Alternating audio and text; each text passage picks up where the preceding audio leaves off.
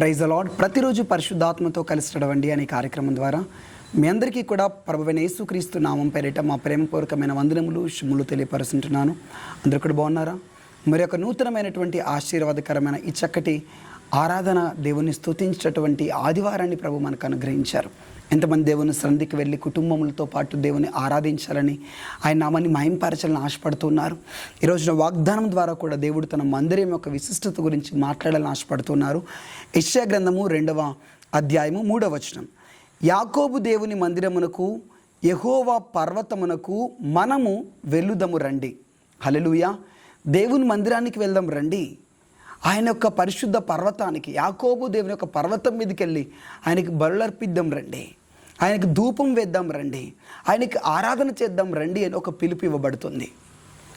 2వ వచనంలో వ్రాయబడుతుంది, ఈ చివరి దినముల్లో, ఈ అంత్యకాలంలో దేవుని మందిరానికి ప్రజలు గుంపులు గుంపులుగా రాబోతున్నారంట. హల్లెలూయా. 2వ వచనంలో అదే ప్రాఫెసీ ఉంటుంది. ఎంతమంది సేవకులు ఈ మాటలు వింటున్నారు? ఎంతమంది దైవజనులు, సువార్థికులు, మందిరము కట్టినటువంటి వారి మాటలు వింటున్నారు? మీ మందిరంలో ఉన్నటువంటి వారందరూ కూడా వెళ్ళిపోయి మందిరాలు ఖాళీ అవుతున్నాయా? సంఘంలో గలిబిలి, అసమాధానమా? ఆరాధన చేస్తున్నా కానీ తృప్తి లేదు. ఒకప్పుడు ఉన్నటువంటి నిండుగా మందిరం ఇప్పుడు ఉండట్లేదు. ఆ తృప్తి, ఆ ఆనందం ఇప్పుడు లేదు, ఖాళీగా ఉందా? ప్రభు చెప్తున్నాడు, ఈ చివరి రోజులలో దేవుని మందిరానికి ప్రజలు గుంపులు గుంపులుగా రాబోతున్నారు. ఎలా అంటే ఒకరికి ఒకరు చెప్పుకుంటారు, రండి దేవుని మందిరానికి వెళ్దాం రండి, ఆయన ఆరాధించడానికి వెళ్దాం రండి. ఆయన మందిరానికి వెళ్తే ఆయన మనతో మాట్లాడతాడు. ఆయన మందిరానికి వెళ్తే మనం ఆయన్ని హృదయపూర్వకంగా ఆయన స్తుతించవచ్చు, ఆరాధించవచ్చు. మనతో ఆయన మాట్లాడతాడు. మనం ఆయన ముఖమును చూడొచ్చు. మనకి ఆదరణ దొరుకుతుంది, మనకి స్వస్థత దొరుకుతుంది, మనకి విడుదల దొరుకుతుంది. ఆయన శక్తిని మనం అక్కడ పొందుకుంటాం. ఆయన మందిరానికి వెళ్దాం రండి అని ప్రజలు ఒకరికి ఒకరు చెప్పుకొని గుంపులు గుంపులుగా ఒక ప్రవాహము వలె జనులు దేవుని మందిరానికి వస్తారు. దేవుని మందిరం అంట ప్రజలతో నింపబడుతుంది. హల్లెలూయా. ఇది ప్రవచనం. నమ్మండి, మీ మందిరములు, మీ సంఘాలు ప్రజలతో జన ప్రవాహము వలె ప్రజలు వచ్చి మందిరములు నింపబడబోతున్నాయి. ప్రజలందరూ కూడా దేవుడిని ఆరాధించడానికి ఆయన సన్నిధికి రాబోతున్నారు. ఒకప్పుడు దేవుని మందిరం అంటే ఆసక్తి కలిగినటువంటి నీవు ఈ రోజున ఆశ తగ్గిపోయిందా? దేవుని ఆరాధించాలన్న ఆదివారం అయిందంటే దేవుని మందిరానికి పరిగెత్తుకుని వెళ్ళేదానివి, కుటుంబముతో, పిల్లలతో ఆసక్తితో వెళ్ళేదానివి. ఈ రోజున ఆ ఆసక్తి మందగిల్లిందా? ఆ యొక్క దేవుని మందిరం పట్ల ఆ ప్రేమ, ఆ మక్కువ, ఆ ఇష్టం తగ్గిపోయిందా?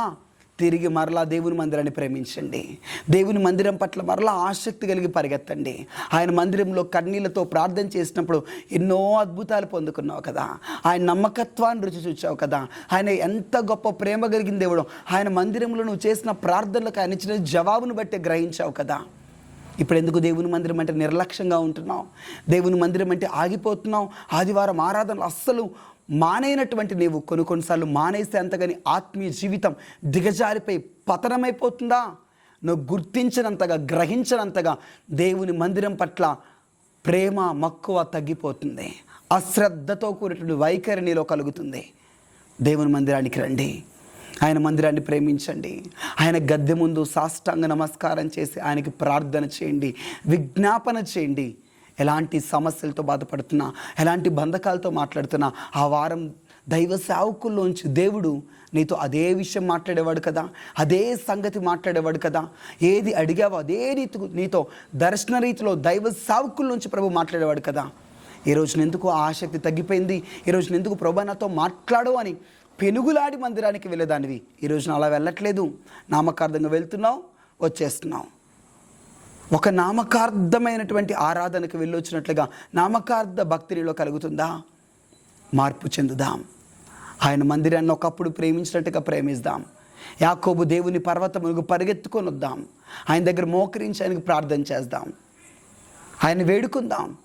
ఆదివారం ఆయన సన్నిధికి రాకోకుండా ఎవరైతే అశ్రద్ధగా ఉంటారో వారి జీవితాలు శాపాన్ని చూస్తామండి, నష్టాన్ని చూస్తామండి.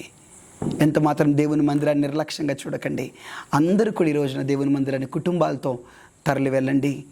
తప్పకుండా ప్రభు దీవెనలు మీపై కుమ్మరింపబడతాయి. కళ్ళు మూసుకొని ప్రార్థన చేద్దాం. యేసుక్రీస్తు ప్రభు నీకు స్తోత్రములు. మేము నీ పరిశుద్ధ మందిరాన్ని ప్రేమించాలి, మీ సన్నిధిని ప్రేమించాలి, నీ ఆరాధనను ప్రేమించాలయ్యా. అయ్యా, ప్రతి బిడల హృదయంలో దేవాలయం పైన, మందిరం పట్ల మక్కువ, ప్రేమను మీరు దయచేయండి. యాకోబుకు నీ మందిరమే ఆశ్రయంగా మారిందయ్యా. ఆ రాత్రి ప్రభ నీ మందిరమే అయ్యా, నీ మందిర స్థలములోనే అతడు దీవింపబడి ఆశీర్వదింపబడ్డాడయ్యా, దర్శనము చూచాడయ్యా. నీ ప్రజల జీవితంలో కూడా మందిరం ఒక విలువేంటో వారి గ్రహింపయ్యేలా చేయండి. మందిరం పట్ల ప్రేమ మక్కువను కలిగించేయండి.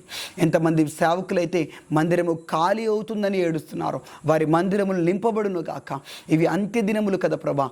మందిరమును ప్రేమించి మందిరములో నీ సన్నిధి దొరుకుతుందని పరిగెత్తుకొని నీ సన్నిధిలోకి వచ్చుదురుగాక.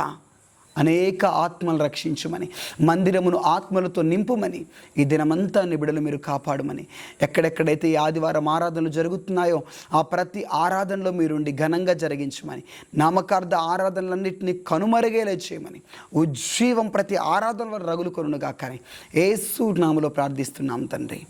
Amen. God bless you. Praise the Lord. Thank you.